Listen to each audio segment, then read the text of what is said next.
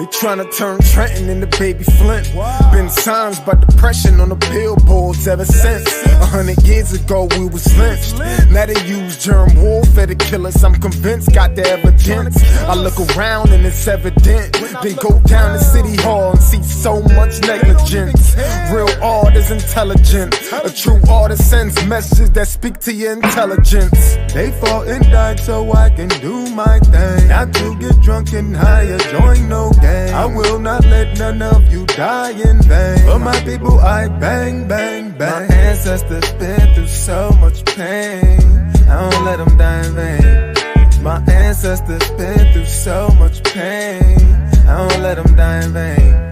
I rep for you in everything I do. I rep for you in every place I go. I rep for you in everything I do.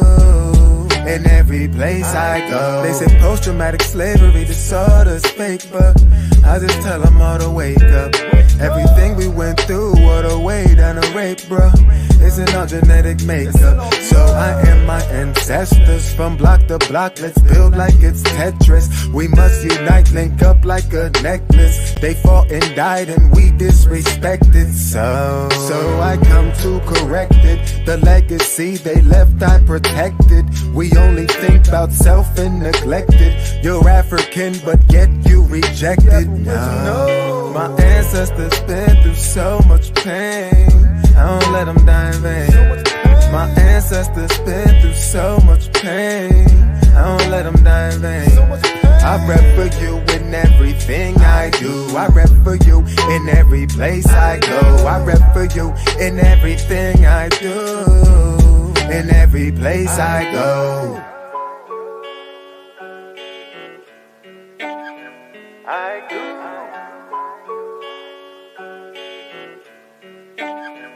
I go.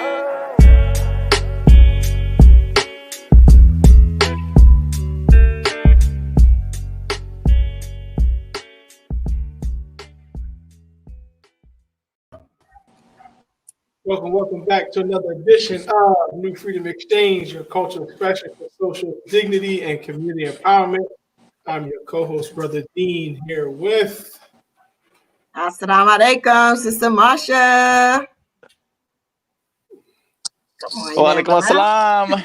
Peace and blessings, everybody. Come on, what? What did I do this time? Yeah. Oh, come on, cut that out. Cut that out, man. Cut that out, man. Cut that out. What's going on, everybody? Peace and blessings, everybody. Hope everyone is well. Again, thank you all for tuning in to another edition of New Freedom Exchange, your cultural expression for social dignity and community empowerment or community development. We are blessed to be here yet again with you all, and we appreciate you all continuous support. And we ask you to like and subscribe to our YouTube channel, Under Freedom Exchange. Share this stream, as we have a very, very special show with a very, very special guest in the queue that'll be joining us momentarily. But before we get to that point, how is everybody doing? Ooh, I'm tired. Today was like a super long day. I was in meetings back to back to back. Then I had a report due, then class. It was just like, oh man, today was like the busiest day. Alhamdulillah, nice weather we've been having for the past couple of days. But yes, today was just extra busy for me. How about you guys? Yeah, it was busy as well over here. One of my personal goals is to put as many people to work as possible, and today I put over 80 people to work. So I just can we get a round of applause? I don't have the round of applause. I got it right here. Engineer. Okay, yes, you gotta do the Yeah, so as people are returning back to work, due to the some places are relaxing more of the COVID, taking the precautionary measures and everything like that. So just happy to be a part of that transition. Yeah. How about you, Bilal? And it's nice too. I just wanted to say this too. It's nice to see that people are wanting to return to work, because there are, others who are sort of taking advantage of the whole I got this extended unemployment thing. But yeah, so because I deal with that in the work that I do too. So it's good to hear that there are people. I'm sure we got stories So funny. It's good to hear that people are actually looking to be employed and be useful in that way in their daily lives. So shout out to y'all. Yeah, we might do a special show just on that, man. I mean, the whole thing about work and COVID. Yeah. Sure. Yeah, this is definitely. I agree. For me, today was a really smooth day. Can't complain. Working on a couple things. Had to put into a couple phone calls.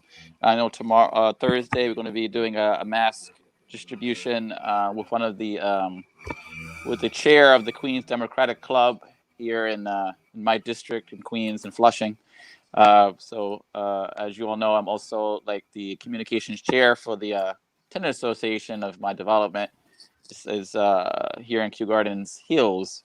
So we'll be doing some mass distribution for the tenants because our neighborhood was one of the hot spots for the spikes because we've been having spikes in like certain parts of Queens, certain parts of Brooklyn, and now Staten Island. So I hear is included in that. So the city and the state have been targeting certain neighborhoods with like mass distribution and just like telling people to get tested take advantage of free COVID testing and stuff like that. So we're doing our part because the district leader did reach out to us and asked to collaborate. And since we have met her at previous events, she knows me and my mother, so we're going to collaborate with her on Thursday to distribute some masks. So just setting that up as well.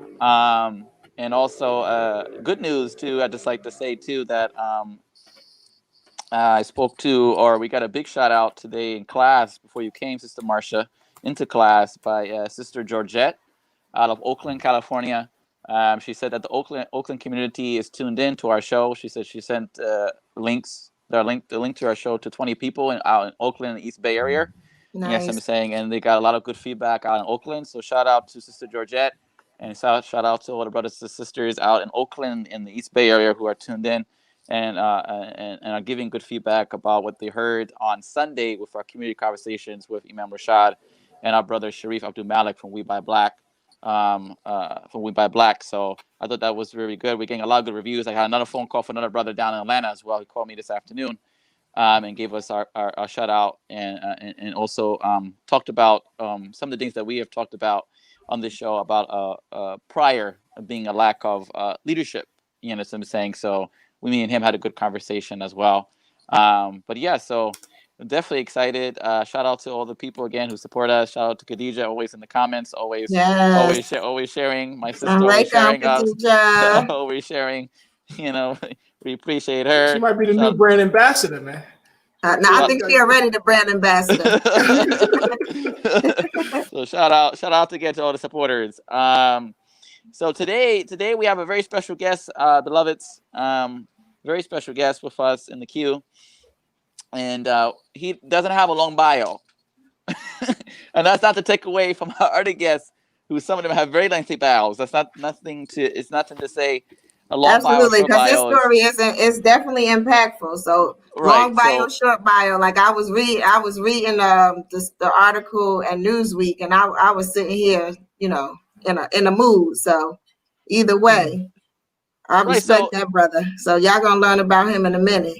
Yeah, right. So we're gonna introduce F.L.O.W, and we're gonna ask him what F.L.O.W is, because F.L.O.W is an acronym and it stands for something. I'm not going to spoil it. I'll let him tell it to you guys. Brother F.L.O.W, Brother Anthony, is a hip hop artist out of Queens, New York. Shout out to Queens in the building. You know how we do. Who prides himself on lyrics, purpose. But listen here, he prides himself on lyrics, purpose, morals, and principles, with a strong drive and focus on the advancement of Black people. And without no further ado, let us bring on F.L.O.W. Yo, what's up? Welcome. Hey, Flo. That's good, y'all. That's good, man. So, how are you? Thank you for that introduction. No, man, it's a pleasure, man. It's a pleasure. It's a pleasure to have you. So thank you for coming on and sharing your story with us. So as always with all our guests, we read your 3-sentence bio. It might be the shortest bio ever. I don't know if it's the Guinness record for the shortest bios ever. But could you It's tell? effective. Don't worry Yeah, about it. No, it's very effective. It's very effective for the purpose of our conversation. So, could you tell the audience, if they don't know who F.L.O.W is, who is F.L.O.W from your perspective, your words? I'm just a dude out of Queens, black dude, of course, out of Queens. Hardworking. I do music, working 9 to 5. I stand up for my people where I see fit. Not really an activist, but I just try to be active. I know. I threw that in there. I didn't know how you felt about it, but I, from your story, and from me first hearing about the stance that you took. I know people may not like the some people may not like the terms community activists or whatever, but I personally felt that you were making an impact on the community in the way that you can, what I'm saying, the way that you did. So I just threw that in there just to for the And that's purpose. cool. I just threw it That's in cool. there. So what does F.L.O.W stand for? Your artist name. That stands for Freedom Lies Only Within. Nice. Yeah. Nice. And so can you elaborate on how you even decided that would be your name and how that represents you? Well, the story of how I came up with it is not really interesting. Well, maybe. So I used to rap with my cousins. All my cousins are from North Carolina. So when we all rap together, you can hear the difference. And people would tell that it was me by the flow because it was more of a New York flow. So then I started rapping with my other friend from Long Island. His name was Tunes the Architect. And somehow he made an acronym out of that entire name. Don't ask me what it is because I forgot. So we was about to go on stage, and I guess the host was talking to us backstage. He said, "Oh, what's your name?" He was like, "I'm Tunes the Architect. That stands for da da da da da da." And then I was just like, "My name F.L.O.W." And he's like, "What does that stand for?" And I was just like, "Freedom lies only within." It just came to me. I ran with it, just made a meaning for it later. So the meaning right now is kind of just no matter what's going on in the world, you always have your thoughts and you always got your feelings, and nobody can take that, whether you feel free or not. In the actual reality, at least on the inside, you have everything that you need. That's awesome. Yeah, that's where I was going to go with it. I want to know, what is freedom to you? I don't know. And these days, I really don't know. Only because what is free when we don't control anything? So it's a series of giving us a bone or telling us that we can have access to this when really we should have access to everything. So freedom is kind of whatever the people on top decided to be. It's crumbs at this point, but it'll get better. Yeah. So I think that ties in. I think that goes right into the activism that you have demonstrated. The stance that you have taken as it relates to the story or the real time story. This ain't fake news. This is a real time stories that's happening, that's taking place in 21st century America and across the world, but specifically 21st century America in our neighborhoods, in the hoods. Jennifer, I stand with Jennifer. You know what I'm saying? Yeah. Could you talk to us about, for those who don't know, even though it went viral, even though your stance went viral, you helped take that story. God, I think the creator helped use you as a catalyst to take her story and make it nationwide and even international wide. By the stance that you take. Could you tell people what happened with that situation? You know what I'm saying, and what drove you to take action the way that you did. So pretty much on July 11th, I just seen a tweet from one of the neighbors saying that this woman named Jennifer McLegan was being harassed. I didn't even know at this point. It was for 3 years. She was being harassed by her next door neighbors who happened to be white, and they were throwing dog and human feces in her yard, dropping off dead squirrels, brandishing guns. They would shoot BB guns or regular guns across her yard to this street sign, and as well as make threats saying that they can have her erased and that they'll get her killed, terroristic threats in my eyes.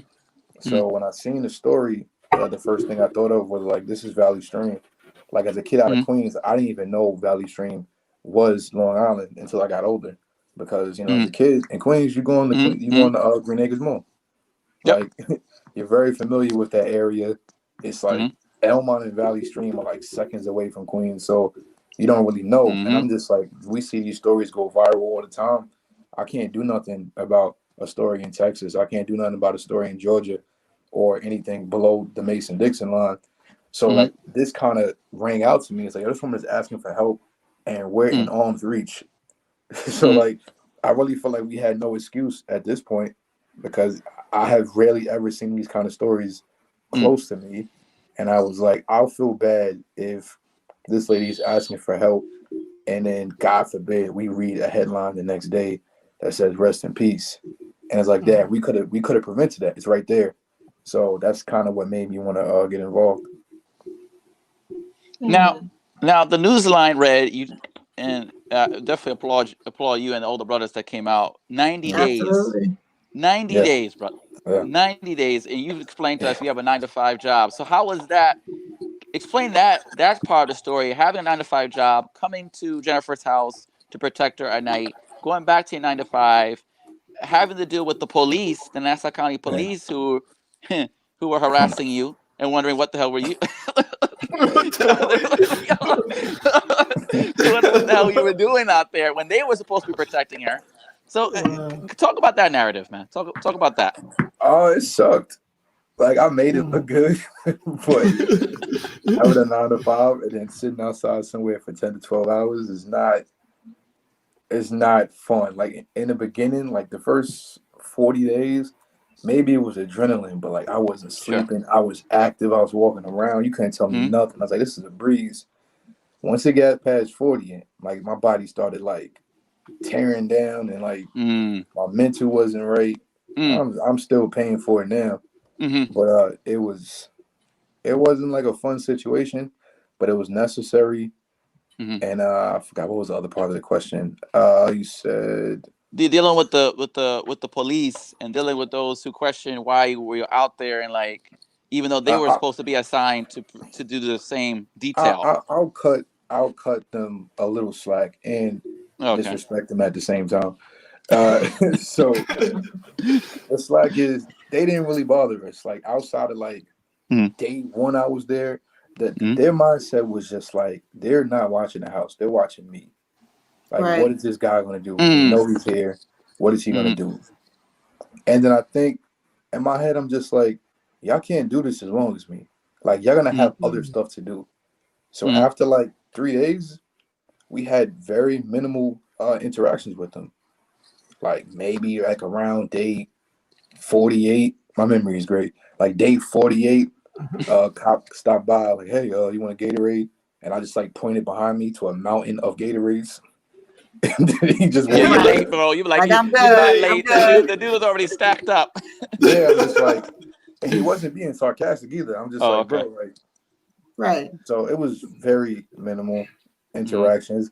That's because they were supposed to grant her at least 2 weeks of around-the-clock surveillance. But I guess I was doing that job for them because they seemed to forgot about that. Right. They didn't do that whatsoever. They stayed. The first night that I was there, they would have like 3 Jeeps, like 2 facing this way and 1 facing this way. And whatever cars was facing me always had their high beams on the whole night. I remember one night. Oh, man. Just like high beams in my car for like 9 hours.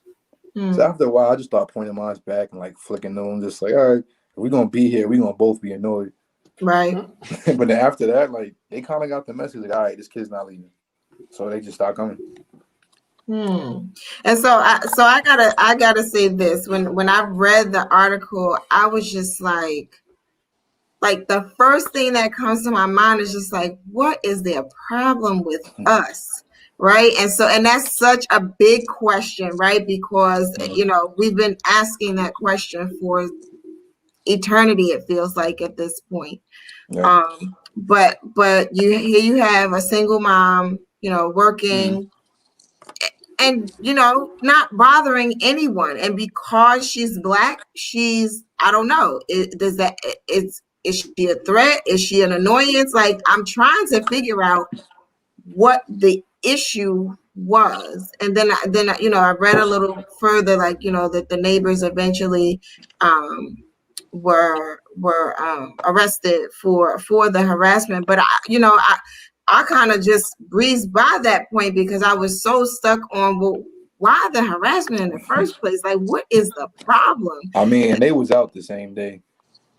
Wow. So, they got arrested when I was at work, and they were home before by the time I got back to go to Jennifer's house, they was home already.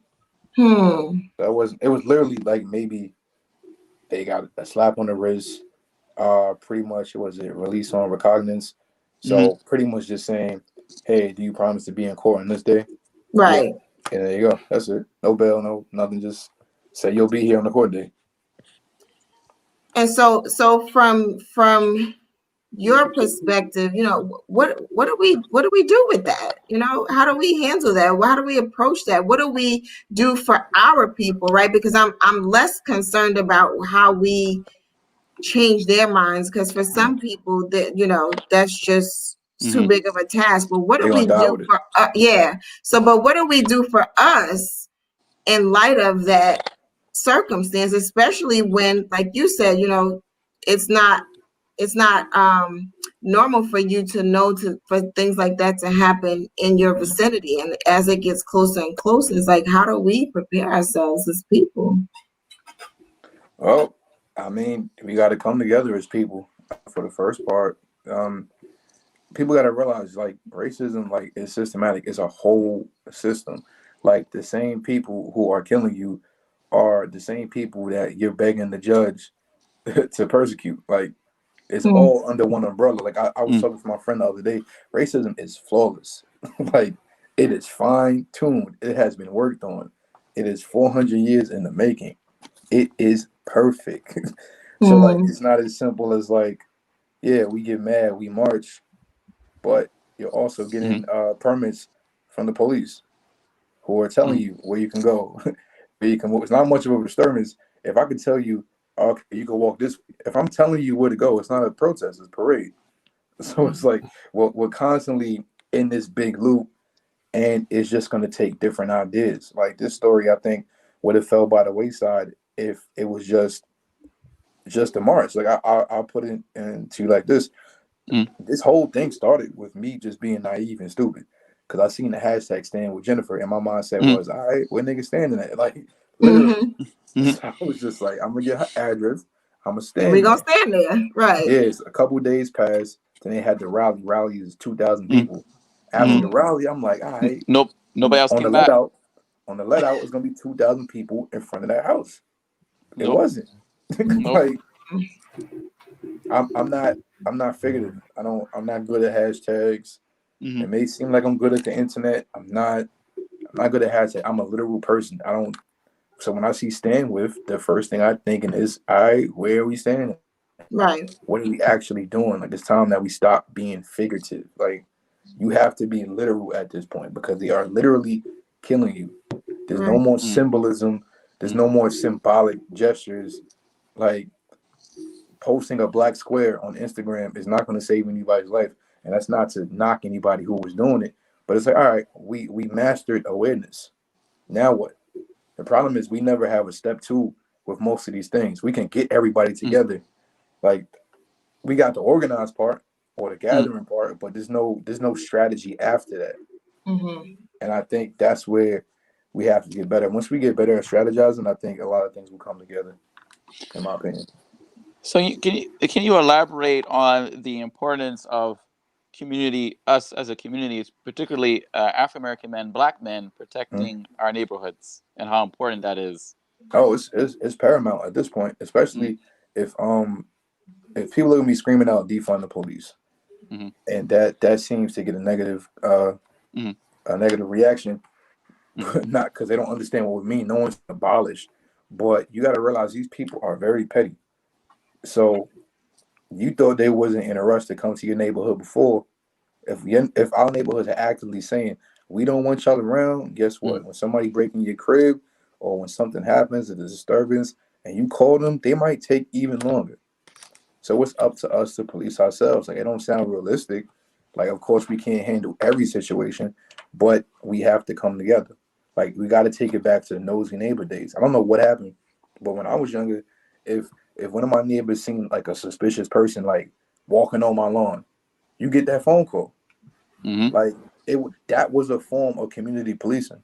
Like, if you seen something, like if I don't know, if a neighbor seen me somewhere I wasn't supposed to be, my parents would get that phone call. Yep. Like, they didn't have to actively run outside and stop a fight or anything. It was just like, yo, Anthony's over here. Why? Then they call me, and then I get my ass inside. Like, like, we got to take it back to those days of like, all right, we gonna look after each other, because in the hood it's just us anyway. Like, like, it's some real crabs in the barrel mentality. It's real like, why am I fighting you at the bottom? Right. You gonna rob me and get what? Right. You're gonna get a couple dollars more than you had. So I mean, just policing ourselves, holding ourselves accountable, and just like getting our ish together. I don't know if we can curse. Like, getting our ish together. Just we already under curse, so we try to we try to keep it clean as much as possible. We understand the passion and the integrity of what you're sharing. That was I was going to say, transition to your artwork, your music, your spoken word. What fused that outside of communicating a good message? Like, why do you use that as a tool to communicate? Because I feel like messages get across better over a beat. I don't know. I could legit say something to you. Cool, that was some real stuff. But if you can nod your head to it, it's even better. It kind of seeps into your brain as well. So music has always been like the perfect tool to convey a message, and I think I hope that more people start to convey a message in their music. And that's what I plan to do. I plan to just, like, if y'all knew what was next, it almost seems plain. Like, God is crazy, because it was two projects that I've been working on for like over a year and a half, and it fits the theme of everything that's happening. And I keep pushing it back because I want to make my intentions clear. Like, I didn't like promote a thing, and this all year I haven't promoted a single thing.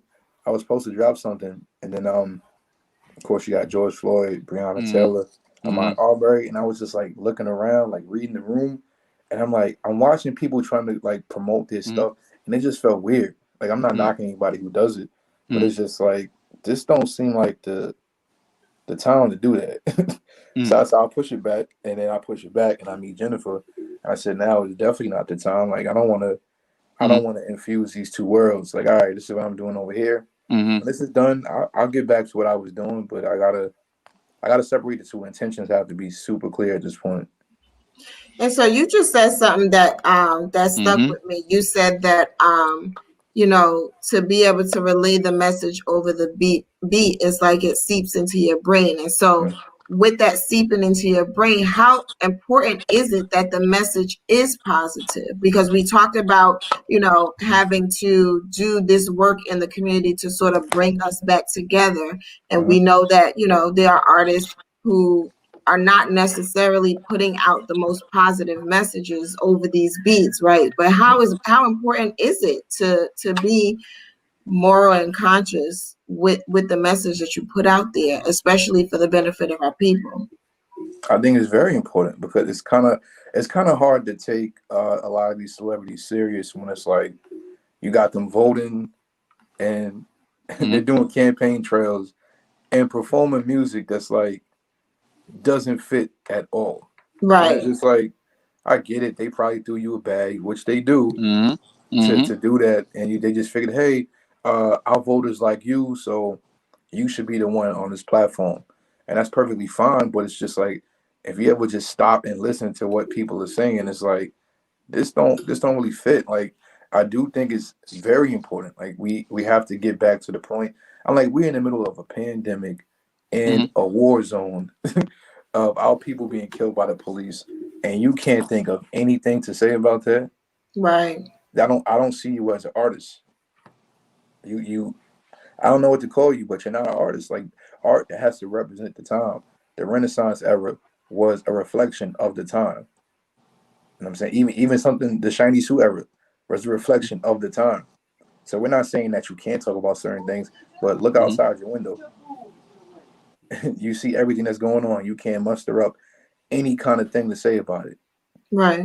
That's weird to me. That's very weird to me. Well, to that point.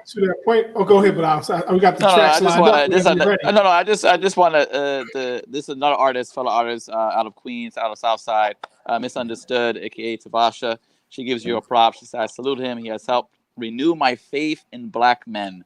So inspiring." I suck at getting compliments. I'm just letting people know. What do I say? I wasn't even trying to do that. Yeah, I'm not like dismissing it. It's just like, right. Y'all see the comments I get all day, and it seems like I'm copying and pasting it, but I just say thank you. I really appreciate that because I really do. Like, it's not fake. I'm just like, I try to, so I don't get a big head. I tell myself all the time, yo, all you did was sat down somewhere. Cool. Like I break it down that simple because I don't want to think about it. I don't want it to go to my head, but I do appreciate all the love. I see it every day. Like, I haven't been in front of that house in over a month, and I still hear it every single day. So I do appreciate it. I'm not good at getting compliments. That's all right. We got the track. We got a track though. We got a track though. I think we got some surprises, man. We got some surprises in the chamber. We always come with some surprises. So let's cue one of them joints up. So this one is I think a track called Survive. You want to talk to us about that? Are you talking about is that Ribs Touching? Yeah. Survive? Yes. Oh yeah, that was that's a record that's near and dear to my heart. It's damn near freestyle. It was pretty much just me thinking about everything that I'm going through. That's off of a project called I Learned from Lauren. It was dedicated to Lauryn Hill. And when I got to that last song, the whole time I'm writing, I'm thinking I'm talking to Lauren and I'm actually talking to God. And it's just like, it's me, especially the second verse, it's just me asking all of these questions. And people say you shouldn't question God, but I always say, like, that's when I got the best answers. Like, so it's just me questioning everything and just like, yo, talk to me. Like, I'm going through a lot. My ribs are touching right now. I had a terrible day. But it's like, yo, I'm here. I need help. So that's kind of what that song is about. Check it out here on New Freedom Exchange from F.L.O.W. Survive. We'll be right.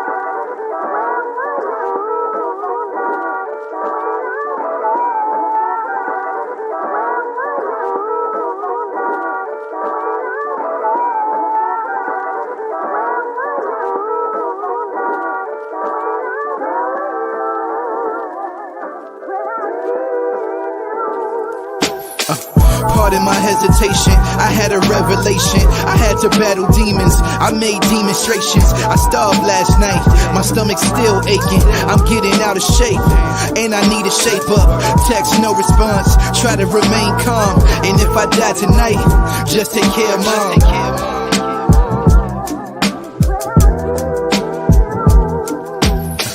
Summertime coming, stay in the house. Cookouts for fam, barbecues for shootouts. It's hard to trust women, they be too suspicious. They love me in the Benz, they hate me in the Civic. The noise is getting loud, I try to quiet it. Mark beat cancer, Quasi died from it. I swear, I can feel my ribs touching. My grandma told me never fear nothing, your heart's pumping. If you broke, you repair something, my pair's nothing. I've been down for a while, I'm up to something. I never asked for no handouts, we stand out. I swear to God, I never tear up, I tear down. It got me thinking it got your boy going, but I survived. Paycheck to paycheck, don't break the latex. Deadbeats and rapists, pedophiles and racists. Poverty, immigration, let's divide the nation. Now that's gentrification, now that's miseducation. Wonder what Lauren thinks, I wanna hear from her. Wonder what Lauren thinks, cause I could use a word. I swear, pardon my criticisms, I just thought you treat me different. We talk every night, but you don't ever seem to listen. They raping young girls, where was your interference? And Trump is grabbing pussies, where was your power steering? And I just ask why you always turn a blind eye to black lives. It's like you forgot your black side. No disrespect, I don't ever mean to chastise, but damn, hit me back, feel my ribs touching. My grandma told me never fear nothing, your heart's pumping. If you broke, you repair something, my peer's nothing. I've been down for a while, I'm up to something. I never asked for no handouts, we stand out. I swear to God, I never tear up, I tear down. It got me thinking it got your boy going, but I survived.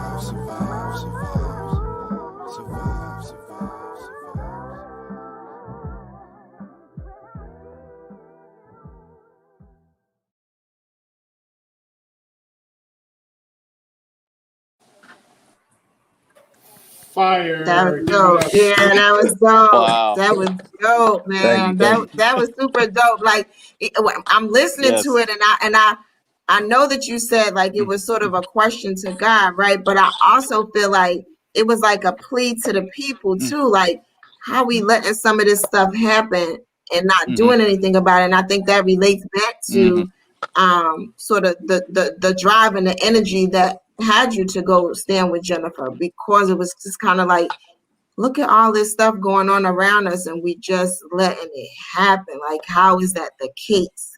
And so I just wanted to sort of bring up, you know, what is it for, because a lot of times what we do is we say, well, I guess like we're expecting the police to do this, and you know, and some proverbial them to do something.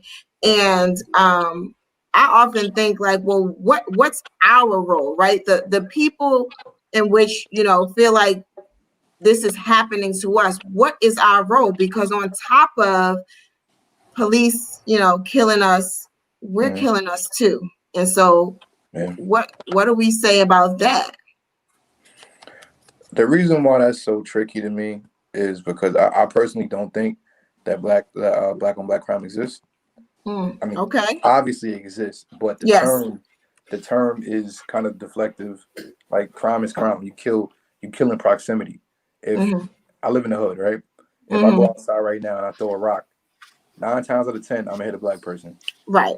Did I aim for a black person? No. I'm just surrounded by it. If I have any dispute in the area that I live in, it's gonna be with a black. It's gonna be with a black person. My definition of black on black crime is if I live in a neighborhood of, let's say, 1,000 people, and 998 of them are white. If I can find a way to kill the one other black person that lives there, that's black on black crime to me. I got it. You're gonna have a dispute anywhere you're at, no matter what. And if I'm surrounded by the same people, who do you think I want to have the dispute with? That's not for me to say that we shouldn't get better in these areas. Like, gangs are wilding. Like, kids in Brooklyn are wilding. Like, kids in Queens are wilding.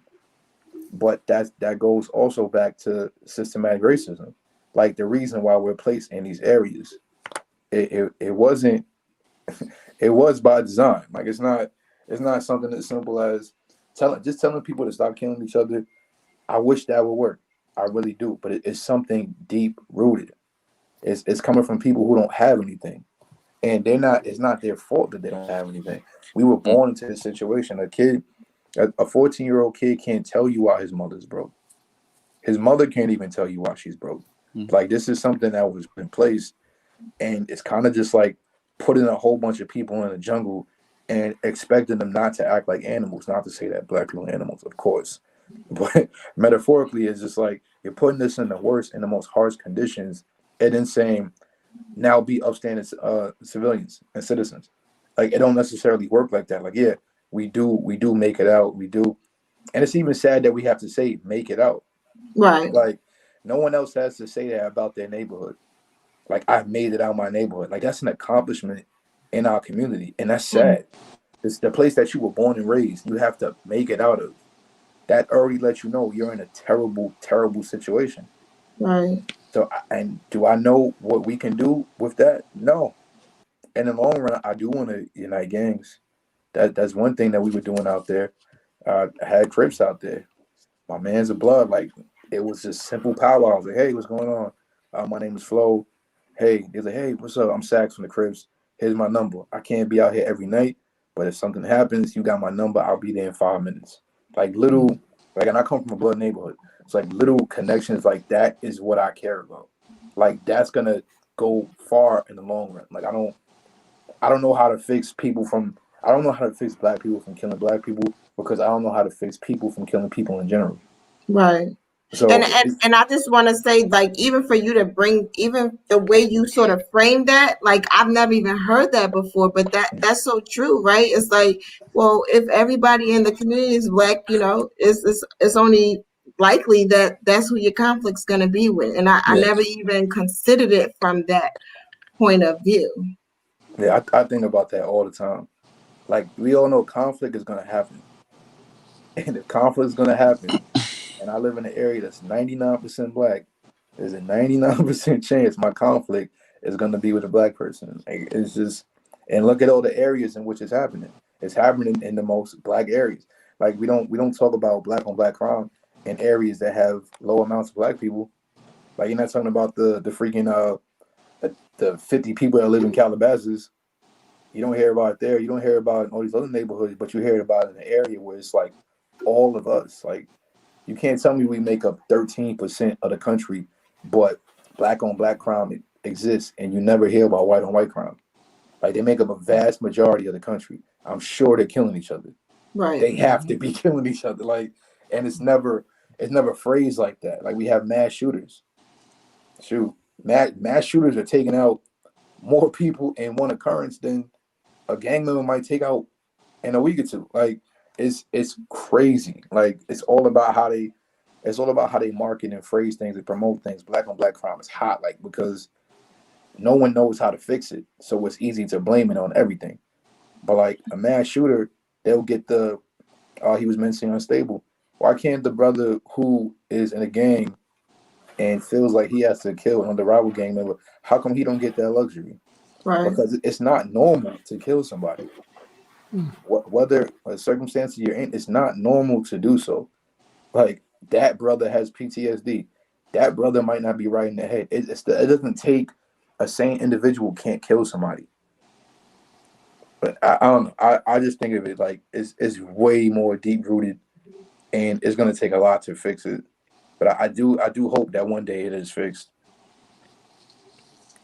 Well, that ties perfectly into also you, the founder. I just had it here also. Black is also an acronym, BLCC, Black Liaisons and Crowdfunding Community. Yeah. Talk about that. I actually started that like in the middle of COVID. So I guess this year has been disciplining myself a lot. So I did 90 days of Jennifer. But the month before, in June, I did 30 days of absolutely no food. All I was doing was juicing, smoothies, right? So I got down to like day 25, and my boy Rich, who I went to school with on the Van Buren together, his mother has a juice bar, black owned. And in my head, I'm like, I felt so bad. I'm like, you mean to tell me for the last 25 days, I've been going to these white spots, these Asians, whoever, and giving them my money when I could have got the same juice, matter of fact, better juice from this black-owned spot in Queens. I could have been giving you my, like, come on, it's like 30 days, $8, 2 or 3 times a day. I could have paid your rent, right? Damn it. Yep. So I felt so bad. So I was like, bro, I said, if you want, I'll come there tomorrow between 12 and 2. And anybody who walks in the door, I'll pay for their juice. Like, that's my way of saying, hey, I'm going to try to make up for the last 25 days that I didn't support you guys. So I ended up doing that. I actually stayed from like 12 to like 3:34, and it made them a good amount of money. So now I ran home and I got on the camera. I was like, hey, I know you guys seen what I did. If I had like 10 people to do the same thing, because it didn't cost that much. It was like 150, whatever. Like I've spent more on sneakers. So I'm like, if I had Right. 10 people do the same exact thing with me, like we could really change how long money stays in our neighborhoods and stays in our pockets. So that was the plan. So we were just going around from place to place. Like we went to a spot called Cuts and Slices in Brooklyn, bought like 150 slices, go online and say, hey, we're gonna be here tomorrow. You want a free slice? Pull up. I know black people love free stuff. So I give you something for free. This is the drug culture too. The first hit is free. So you give them something for free. And then if they like it, we try to pick businesses that are top quality. If you like it, you'll come back and spend your money there the next day. Right. So it circulates the black dollar. We did the same thing with it was an ice cream spot down the block from the juice bar. Black owned, a kid, he's 25, 24, got his own black owned ice cream shop in the middle of Queens. Like that's amazing. And that was our first official event, and we had so many people come up, we had to turn them away. Because it's not like regular scooped ice cream. He was like, it's rolled ice cream. It's rolled. Oh yeah. Yeah, He had to make it. He literally had to make it and roll it. So we had 200 people show up, and we had to turn away like 60 or like 75, something crazy. And we gave them a voucher. Like, hey, if you come by sometime this week before Thursday, you'll still get that free ice cream. But like we made him, when I walked in, I was like, how much money you expect to make today? He was like, I don't know, like $300. I was like, all right, cool. So when he was done, we made him like $1,200 in 2 hours. Wow. So I'm like, I could do this. Like I'm trying to do it in Atlanta next week. I'm gonna be out there. But yeah, so it was a simple idea. Like, hey, if we just buy a whole bunch of stuff and give it out for free, people will come back. I've like crunched the numbers. Like I look at Instagram pages. Like his page went up a couple thousand followers. And people tag me in stuff every day, like, "Oh, thank you, F.L.O.W. I supported this ice cream shop. I supported this pizza shop. I supported this juice bar because I seen you talking about it." And like that is what's gonna keep the money here, and hopefully that will stop the violence as well. Who's gonna want to kill each other if we all making money? Right. There's no jealousy. I think Jay-Z said, if every N-word in your clique is rich, your clique is rugged, nobody would fall because everybody would be each other's crutches. Like it's something like that. It's just like there's nothing to be jealous of if it's a level playing field. Like if I'm showing you how to make money and I'm bringing money towards you, smile. Oh no, it says smile, but smile. Be happy. Like, and that's kind of my thing. I'm just gonna. If it wasn't for COVID, I would have bounced around like 7 different states by now. I kid you not, because the demand is there. And it's honestly, I went to school really briefly for marketing and promoting, and everybody in that field will tell you this is a dumb idea.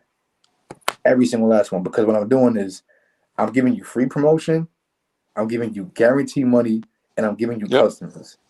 Now, in those 3 things I just told you, what do I get out of that? Nothing. 0. Like people pay for this kind of thing. I mean, maybe one day in the future we partner with somebody, but for right now, if I'm saying the purpose is to circulate the black dollar, I don't mind taking that L. And when you have enough people on a team together, you're not really taking the L. I get paid weekly. I'll be okay. But it's like, yeah, that's just my plan. Just like keeping the money right here, and white people will accept your money too. Bring it over. Absolutely, absolutely, and it's a great way to like to spread awareness too. You know, because you mentioned that the support is for Black businesses, and I think a lot of times we just don't know, right? Some of it, and I'm not saying all of it, but some of it is that we just don't know that this thing exists. Yeah, and I didn't know. Yeah, right. So this is a great way to bring awareness, because like you said, the person will come back and support because now they know. Yeah. Yeah, well, I would like to shameless plug. I'd like to give a shout out to all 3 businesses and let you guys know that the juice spot he's referring to is called Be in Good Health. Be in I'm Good gonna go Health tomorrow. on 227-17 Merrick Boulevard. 227-17 Merrick Boulevard. Be in good health, owned by my also a good friend of mine, Rich, as well. You know what I'm saying? We worked at camp together in Fishkill. That's how I met the brother. You know, owned by him and his mother. You know what I'm saying? So definitely go support. Now, Cuts and Slices. Cuts and Slices is a Queens owned, but is in Brooklyn. It's Queens owned. The owner is from Queens, but he just has a spot in Brooklyn. Yeah, Cuts and Slices. Cuts and Slices is their address is. Hold on, let me get the address back because we want to get the people. If you're in New York, if you ever come to New York, you need to come to get Cuts and Slices. They got all types of different types of pizza. We got jerk chicken pizza. Jerk chicken pizza. Who ever heard of that? 93 Howard Avenue, Brooklyn. 93 Howard Avenue in Brooklyn, New York. That's Cuts and Slices. Lastly, the ice cream spot I was referring to, which I've supported as well, is Only Rare NYC. Only Rare NYC, and that's up the block on Merrick. So as soon as you get to the Be in Good Health, you walk up the block, you're going to see Only Rare NYC as well. Yes, I'm saying, so definitely. And they sell clothes as well. Yeah, they sell clothes too. They sell like clothes like Supreme and like Yeezy and whatnot. He sells like expensive stuff. Yeah, so definitely check them out and support. You know what I'm saying, and that's just some of the businesses out in that area. There's plenty others who are black owned that's either just open or has been open for quite a while, and hasn't been supported or starting to get the support. So definitely want to put those plugs in for those 3 spots. Yeah, I agree. Also, you say you're going to Atlanta next week. We had our dear brother Sharif from We Bought Black on Sunday. I thought about that. Yeah. Connect. Y'all can link up when you're down there. Yeah, I'm gonna be there from the 16th to the 22nd. So perfect. I got a lot of stuff I'm trying to get done in that time. But yeah, I'm with it. Definitely plug me in with him. Yeah, definitely. Bilal the connector, man. Come on. Yeah, I'll shoot you. I'll shoot you the connect. Offline, definitely but do that right after, please. Yeah, offline, because he's a good brother. You know what I'm saying, and build a platform. You know what I'm saying, for us, by us. You know what I'm saying. We definitely want to continue to support. And was he the one that was with Killer Mike? Yes. Was like Yes. Yeah. So you definitely want to connect. You know, because we talked about national, because We Buy Black is international now. It's international platforms recognized in France and in Africa, but also we talked about the importance of doing things locally, like what you're doing here in Queens, New York. You know, because we can reciprocate or copy the model and fit it towards your city or fit it towards your locale. You know what I'm saying? That everyone doesn't have to be in Atlanta to participate in supporting Black-owned businesses.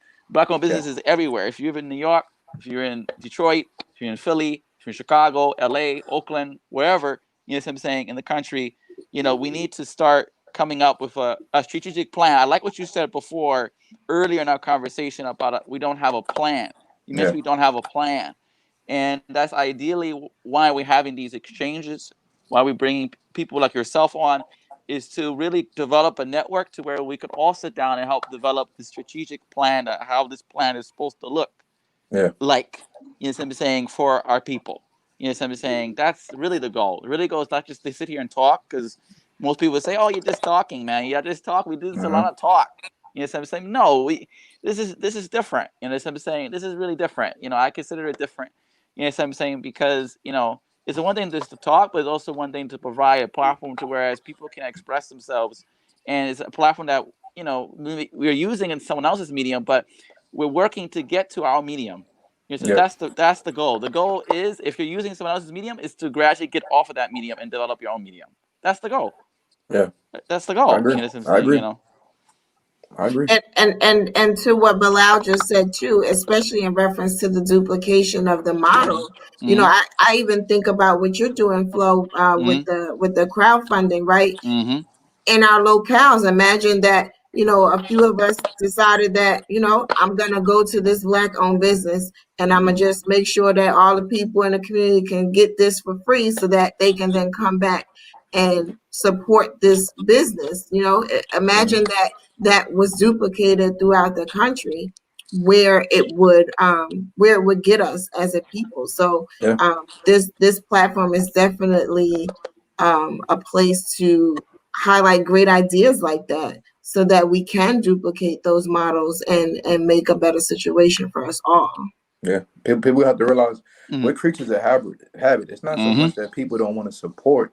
It's just that if I've been going to McDonald's for 20 years, when I get hungry, guess where I'm gonna go? Right. Sometimes you have to try something for free just to see if you like it. Like, 'cause nobody wants to waste money. You're gonna spend money on what you know you guaranteed like already. So if I could show you something, hey, you might hate it. I tell people when we do these events, if you don't like it, let me know. Don't say it publicly, but hit me up on the side. Like, oh man, you could have picked something better. Cool. But it's just like if you don't like it, you don't lose anything. You didn't lose $1, and you promoted something. You Right. can just say, oh, this was cool, but I didn't. I won't really be supporting here. Okay, maybe you'll like the next one. And we have a stigmatism of like constantly saying stuff like, oh, black owned businesses are unprofessional or they're nasty. Or my favorite one is that they take too long. Hmm. I challenge people, especially the older people. You might go to a Mm-hmm. black-owned establishment and you order some, I don't know, a soul food plate, right? Mm-hmm. You wait in 30 minutes and then you complain, oh, it takes so damn long. Black businesses, cool. But look at these businesses. 9 times out of 10, it's two people working there. It's Right. like It's not one set It's of true. hands. I said, what you should be doing is saying, hey, I got a son or daughter, I got a nephew or niece. If you need somebody to help out, even the son is sweeping. Like I come from the days of like you seen kids in the barbershop sweeping up Mm-hmm. here. Like it's not that it paid the most or it was the greatest job ever, but it let the barber be able to cut more people and not have to do other stuff. So imagine if the person who's making the food didn't have to clean the area too, didn't have to run the cashier, didn't have Mm-hmm. to do these things. Like we have to help each. It goes back to helping each other. You should be saying, "Hey, do you guys need an extra set of hands? Do you have an application?" But nobody's thinking like that because we're already training ourselves to think that oh, it's black owned business is unprofessional. It's unprofessional because it's 3 people working there, and you got a line of 50 people. Like, what do you think is going to happen? So just think about that. When you can next time you complain about a black business, think about why it's taking so long. The attitude may be coming from it's 2 of us, and we know we got to serve 30 more people. Who's going to be happy about that? Just something to think about. No, I love it. I love it. Especially on your platform. I like how you give you put things in context that you just shared with us. I want to just read a couple of them. You talked about on spending, on earnings, on social media, on saving, on wealth, and on categories in reference to the black dollar.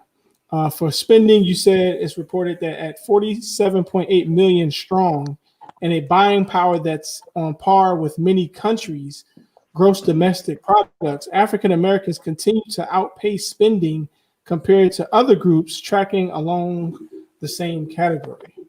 So, to what you just said, like it's not that we don't have the money; it's like how we spend the money, what we accustomed to. Yeah, we Um, just and then we feel like we need certain things when we don't. If we're being honest.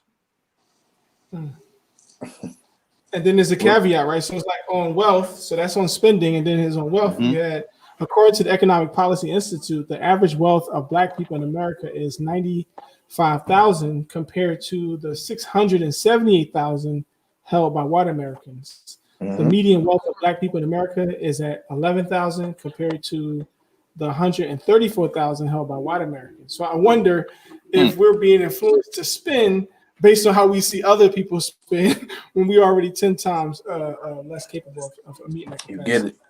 it. Yeah. Yes, sir. And keep So it I up, trying to appreciate keep up. And trying to Bilal was trying to keep up with the Joneses, as they say. You know what I'm saying? Right. You know, you got to spend with what you can, what you can manage. You know Yeah, what I'm you're saying? not What a you have. Jones, you're a Johnson. Right. Right. Stop trying to compete with the Joneses. Just accept Uh-huh. who you are. You know what I'm saying, and own who you are. You know what I'm saying, and I think that's key too. It's crucial, man. Like being your authentic self, standing your authenticity of yourself as you Mhm. do. Yes, I'm saying we all stand each other, all striving to stand in our authentic selves as much as we can in our life. You know, we're not trying to be preachy. We're not Yeah. trying to be overzealous. But what we like you said, you are very concerned. You are very concerned about our people. You know what I'm saying? You are very concerned about where do we go from here. You know what I'm saying? How do we achieve, what we need to do. You know what I'm saying? And how do we become a more sustainable as communities? You know, Yeah. the idea of sustainability is not just from the environmental standpoint, but it's also from a business standpoint, a mental health standpoint, which we didn't really touch upon today, but you made mention of it. Doing those long hours to work, your work, and standing outside from Jennifer's house was crazy for you, man. Instead of saying like that was emotionally draining. I mean, if you have a little bit of time to explain, the importance of mental health, if you don't mind sharing a little bit of, what you think about that topic in the Black community. Yeah, I honestly think that we're getting better. I think thanks to things like social media, I think the stigmatism, like I think like you look at my parents' generation, they might see it as, you might have people who are religious, like, hey, you got a problem, go to your pastor. Like, no, he's kind of different. Or you might have people who just think that, oh, I'm not crazy. Oh, why am I going to see a therapist? Yeah, but I think now it's going to become as normal as getting a checkup.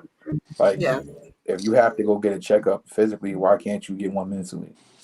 Like, if you got to go see a dentist, like, there's certain things, you take care of everything else, because we like to take care of physical aspects, because that's what people can see. But we figure, oh, you can't see how I'm feeling on the inside, so that means that I'm not supposed to take care of it. Nah, you need to take care of it if you want to live a long life, and it affects your physical as well. So I mean, definitely we go through a lot of trauma, and I think the trauma lingers way longer than it should, because we don't make sure that we're okay. Yeah. So yeah. And the reality is that we have capacities as human beings, right? And so, sometimes we're told, be strong and, don't cry and all this kind of crazy stuff. But we're human beings. We have capacities. And so when we reach the level of overflow, there's only some natural occurrences that are going to come as a result. And so when we go back to the conversation that we were having about, quote unquote, black on black crime, or just that whole, dynamic, there's a lot of people that's over capacity and just are not dealing with the fact that it was already too much. Yeah. I agree. Well, we got time for one more track. Can you introduce this one to us? This one is called Persevere. Oh, okay. Yeah, so Persevere actually dropped, I think, sometime last year, and it's just another song with me talking to myself or whoever I decide to talk to at the moment, and just like, hey, keep going. Like, I know it sucks right now, but you got to keep your head up. You got to keep going, keep striving. And it has clips from Nipsey Hussle, rest in peace. Rest in peace. And pretty much saying similar things. So it definitely means a lot to me, and it's just like rapidy rap, so that's cool too. All right, you heard it here. This is F.L.O.W called Persevere. We'll be right back with our closing remarks.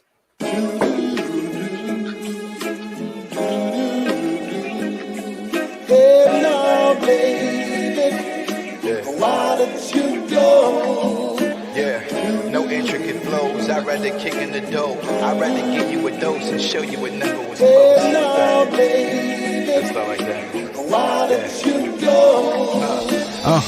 No intricate flows, I'd rather kick in the dough. I'd rather give you a dose and show you it never was close. Hope said they got him battling ghosts, the greatest ever. I guess they got me battling goals, but they tend to move it back every time I get close. Cause I be coming off the top, but y'all get exposed. The greatest of all time, I guess in time it will show. But if I stop now, I guess we'll never know. Yeah, no pat on the back, I'm just here patting the stats. I'm just perfecting the craft and show you what's deep in the rap. My name is my name, nothing deeper than that. So every time you spell it wrong, I gotta react.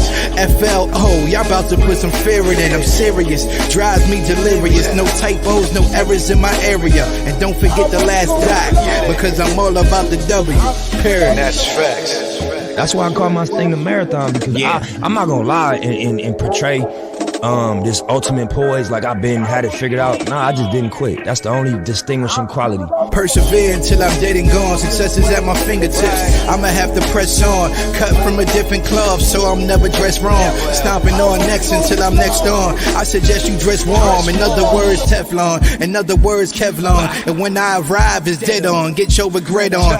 Backflips on the same bed that I was slept on. The upper echelon, never second. Give me a second. At my worst, I'm a Hall of Famer. No foreplay with the wordplay. I mean, to me, that's just a no-brainer. A word slanger, pro painter, a straight flamer, and I'm blacking now. I'm a danger to Caucasians, and I'm calm. No anger, shipwreck, no anchor. Soul singer with the heart of an old slave who's unchained. I won't fade, I'm unfazed. Too focused on the end game. For a dime, I done seen chumps change. I never had luck, so you know I just aim. Back on the hunt, I hope you got a good duck game. If I don't make it in rap, I stop pursuing it. If you don't make it in rap, it's cause you kept doing it. From me and probably whoever else going through this or went through this or is gonna go through this, is that I ain't quit. I went through every emotion. I went through every emotion with trying to pursue what I'm doing. This whole thing, we look at life like it's about what you can get from life. And I think, I read something, I was like, that's not what it is. You're gonna always be unfulfilled if you look at life like that. It's about knowing you're gonna leave one day.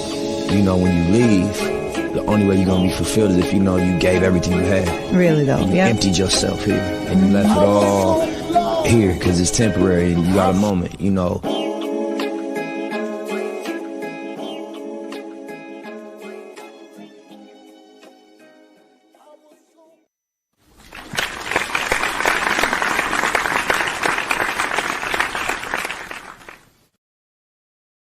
I had to do it. Yes. Thank you. No, there are definitely some jewels in that one. I got like 3-4 lines written here. Thank you. Definitely some jewels. Definitely.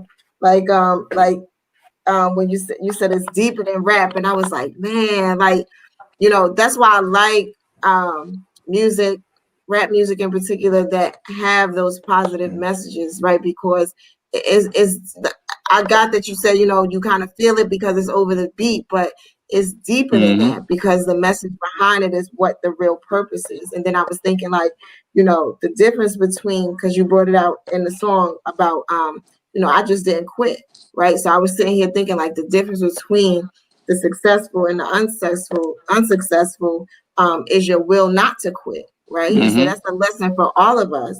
Yes. And then the last one that really was my favorite, because I talk about this all the time, was just, you said to empty yourself here. And so, even when I pray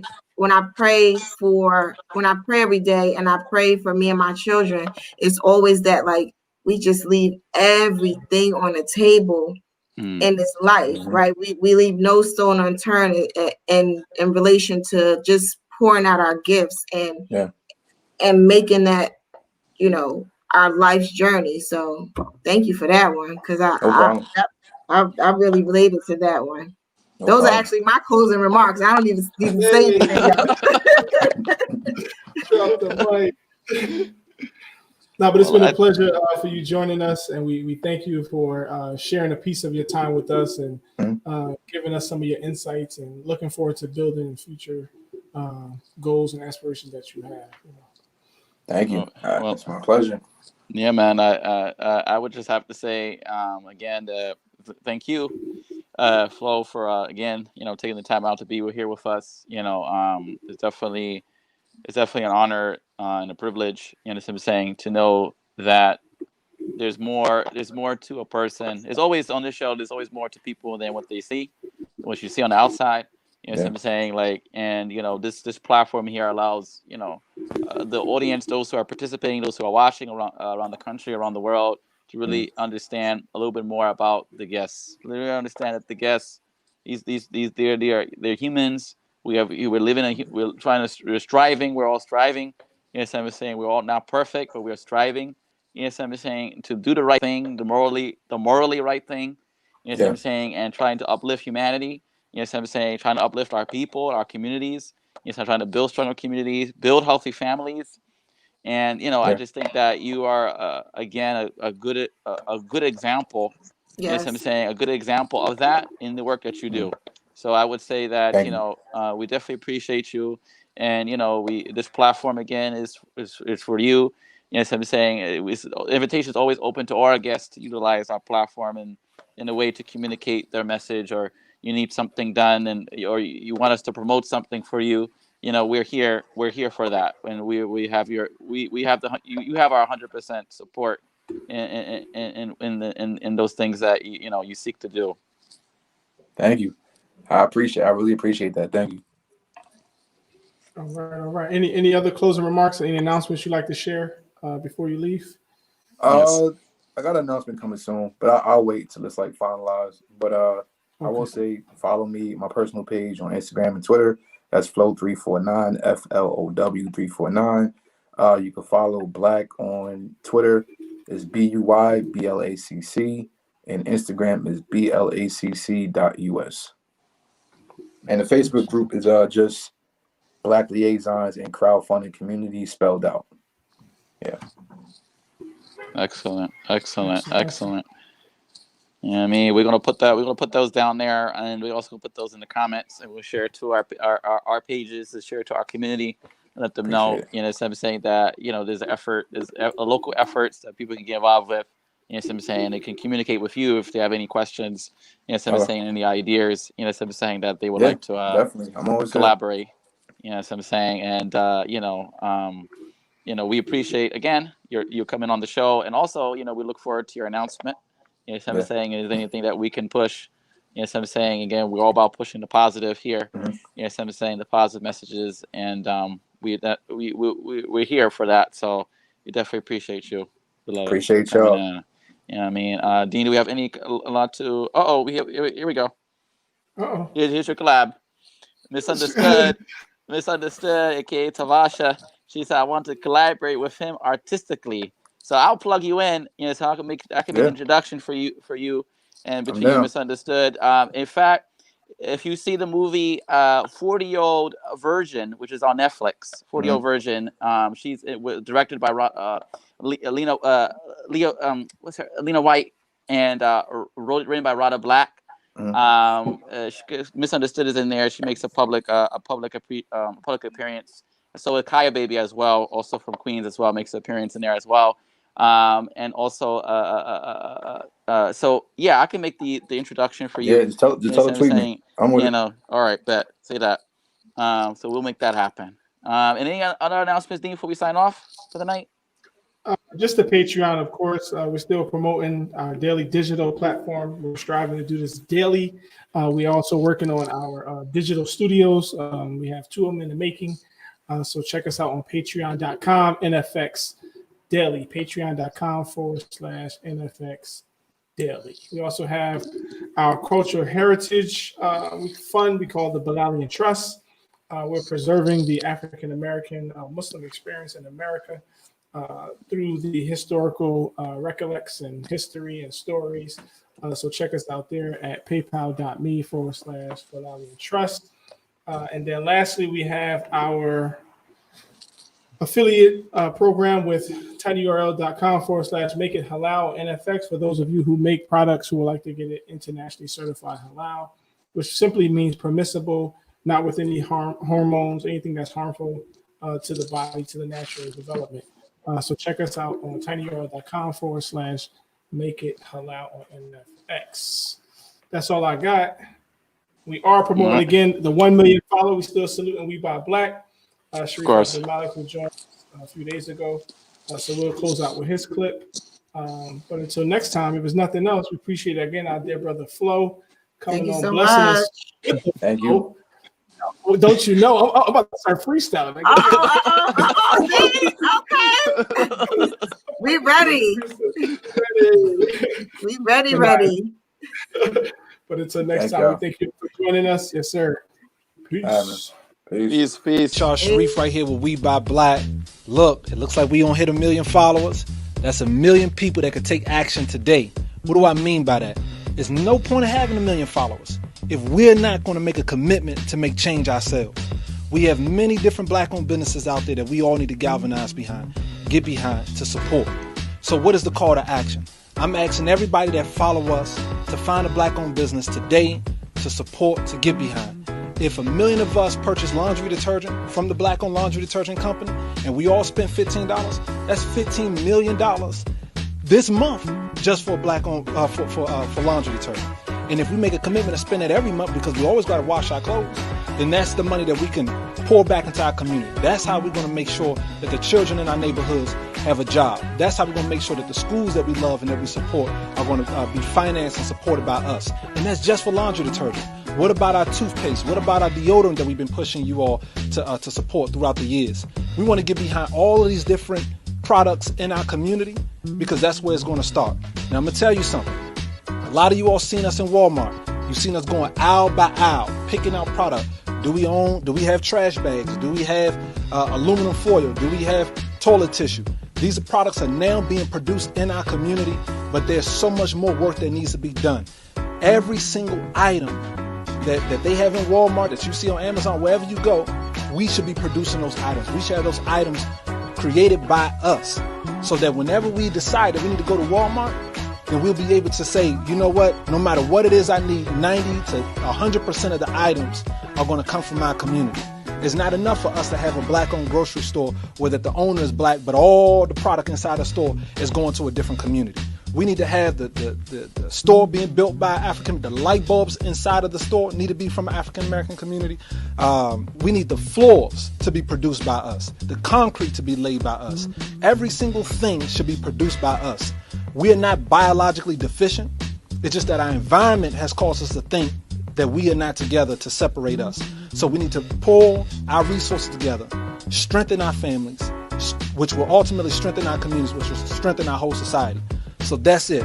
Right now, black people as a community, we have the highest rates of poverty, the highest rates of joblessness, the highest rates of crime, imprisonment, on and on and on. But as businesses, black businesses, we hire our people more than anybody else. We hire more African Americans than any other entity. So the more successful our businesses are, then the more we'll hire our people. And the more of our people that are hired, then the lower our joblessness rate will be, the lower our poverty rate will be, the lower our homelessness rate will be, the lower our crime rate will be, and then ultimately the imprisonment rate. So we can fix our issues from the inside out. But it first starts with us. So the call to action today is for all the million people who follow us, because like I said, it don't matter if it's 1 million people. Hell, we could have 10 people, but if 10 people can commit to make change, and that's where it's at. But because we have a reach of 1 million people, we asking everybody to follow us, to listen to us, get behind what we're talking about, because the change in reparations is going to start with us. There's no point of having reparations coming from the government, coming from anybody, tens of trillions of dollars, if we're going to take that money and pour it right back into somebody else's community.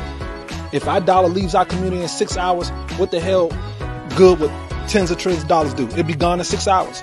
So the joke would be played on us. But the moment that we control all of our resources, the moment that everything that we need is coming from our community, and then we receive $10 trillion, matter of fact, we may even have a discussion whether or not it's even necessary at that point, because we circulate over $1 trillion outside of our community each year. Now imagine all of that coming back to us, and that's our reparations. Our reparations is us repairing ourselves. So the call to action, our people, continue to follow us, continue to support us. We don't want just a grocery store. We want to have the grocery store, and we want to have the products that stock our shelves to be from us too. Peace.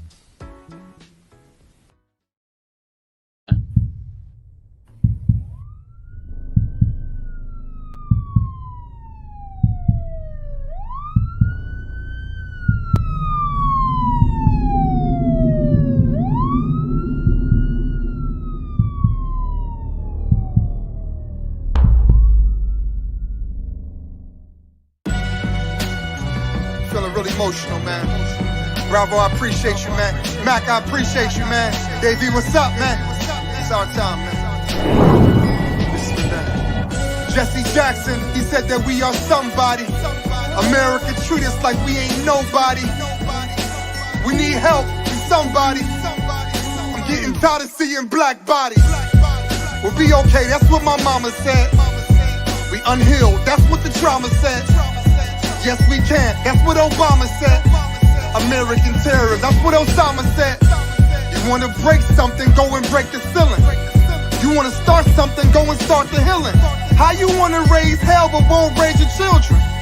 Wanna burn the building but won't start building. I want the violence to decrease, whether it's the streets or it's the police. Yo, be a real one, stay away from snakes. I gotta make a change, no time to waste. Tell me what you see when you look at me. Is it something that you hate, or something that you wanna be? Help me understand how you can be so mad at my existence. On our way to freedom, on our way to freedom, fighting for our freedom, fighting for our freedom. On our way to freedom, on our way to freedom, fighting for our freedom, fighting for our freedom. The system ain't broken, doing what it's supposed to do, realest words spoken. Kill us in live and live in color, brother choking, called on his mother, dead in the open. Anybody go and break some glass. It take a real one, bro, to give a class. Anyone can pull a gun and start to blast, but it takes a real man to give a pass. Be proactive, not reactive. How I make a change, Bashir? Be active. Boy, you go and sell some dope, but won't go and vote. Father left early, he don't know how to cope. I came too far, boy, can't fail. They said I'm a sellout. Shit, what I sell? I don't never fold, I don't never fold. And what's not for sale, brother, is my soul. A question you gotta answer, brother, what's your goal? You wanna be a diamond or stay cold? We gotta change the system. Shit, you can break a window, but they gon' fix them. My point is, you expect a racist to change? He ain't the problem. You gotta change your brain. Benefit from oppression, but when you gon' change and learn the lesson?